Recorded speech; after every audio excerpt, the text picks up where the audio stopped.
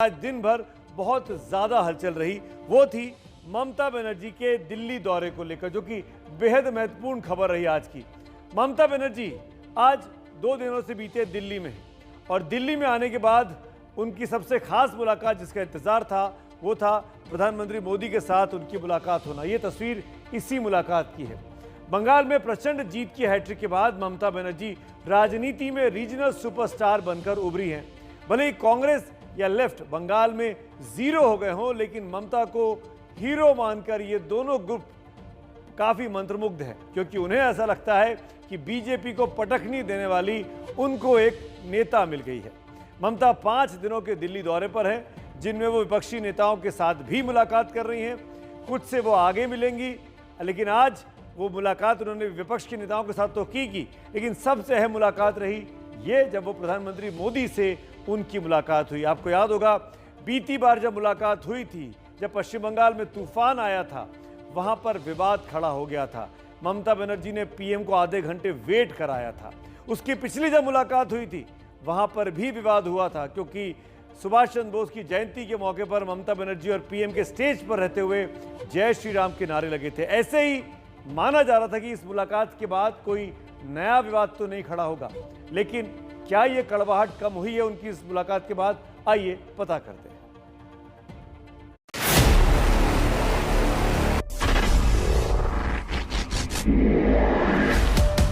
दीदी आदरणीय दीदी ব্যাঙাচি জানেন তো ব্যাঙাচি ओ दीदी কি চাই বিজেপি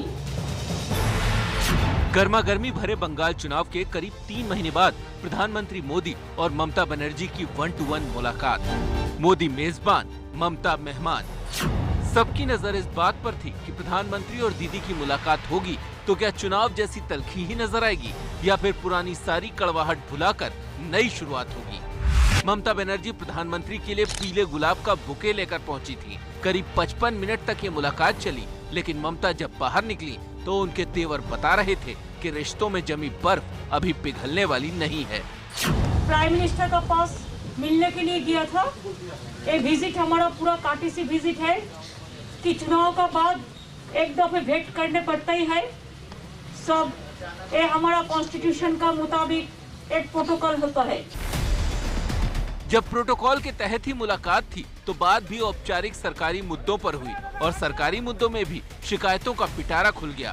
जैसे वैक्सीन को ही लीजिए, ममता ने केंद्र पर वैक्सीन को लेकर आरोप जड़ दिए। जो वैक्सीन मिला है, जो मेडिसिन मिला है, इसमें थोड़ा और ज्यादा हमारा चाहिए। इसी के लिए कि हर स्टेट को मिले, हमारा कोई एतराज नहीं है, लेकिन हमारा स्टेट में पॉपुलेशन का जो है, पॉपुलेशन का मुताबिक बहुत सारे स्टेट से बहुत कम मिला है।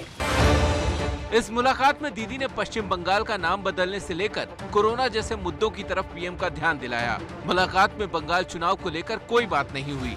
ममता जब प्रधानमंत्री से मिलने के बाद बाहर आई तो उन्होंने प्रधानमंत्री आवास के बाहर से ही जासूसी कांड की जांच की मांग फिर उठा दी।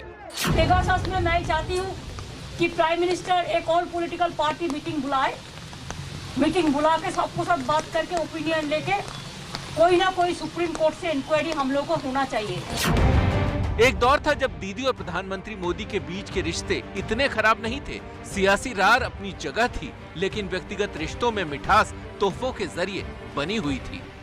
वैसे मैं ये बोलूंगा तो चुनाव में मेरा नुकसान भी हो सकता है लेकिन ये ममता दीदी साल में आज भी मुझे 1-2 कुर्ते खुद सिलेक्ट करने जाती है और मेरे लिए 1-2 कुर्ते भेजती है। लेकिन जैसे जैसे बंगाल में दीदी के सामने बीजेपी की चुनौती बढ़ी, वैसे वैसे ही प्रधानमंत्री मोदी और ममता बनर्जी के रिश्तों का तीखापन भी बढ़ता गया। बात सिर्फ सियासी वार पलटवार तक नहीं रह गई, बल्कि निजी हमलों तक आ गई। दीदी, बंगाल के लोगों को आपने क्या समझ रखा है? बंगाल के लोग आज बीजेपी को वोट दे रहे हैं तो टीएमसी के लोग उन्हें बाहर फेंक देंगे। तृणमूल कांग्रेस जितছে তৃণমূল কংগ্রেস আসছে, বিজেপি হারছে, তাই গুলি করছে। বাংলা গুজরাটিদের দখল করতে দেব না, বাংলা গুজরাটিদের দখল করতে দেব না, বাংলা বাংলায় থাকবে। चुनाव के दौरान जब नेताजी की जयंती पर दोनों आमने सामने आए तो ये तल्खी और बढ़ गई। नहीं, मेरे को तो लगता है कि गवर्नमेंट का प्रोग्राम का कोई डिग्निटी होना चाहिए। किसी को आमंत्रण करके, निमंत्रित करके उसको बेइज्जत करना ये आपको शोभा नहीं देता है। बंगाल विधानसभा के हाई वोल्टेज चुनाव में ममता बनर्जी को जीत तो मिली, लेकिन वो खुद चुनाव हार गईं। तीसरी बार मुख्यमंत्री बनने के बाद बंगाल में आए तूफान का जायजा लेने जब पीएम मोदी वहां पहुंचे तो ममता ने उन्हें आधे घंटे इंतजार करवा दिया।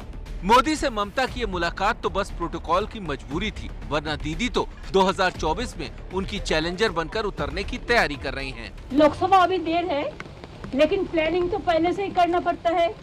जैसे यूपी का इलेक्शन है, पंजाब का इलेक्शन है, त्रिपुरा का इलेक्शन है। तो पीएम से मुलाकात के बाद अब 2024 की बात में वो लग गई हैं विरोधी नेताओं के साथ। एबीपी न्यूज के लिए नीरज पांडे की रिपोर्ट।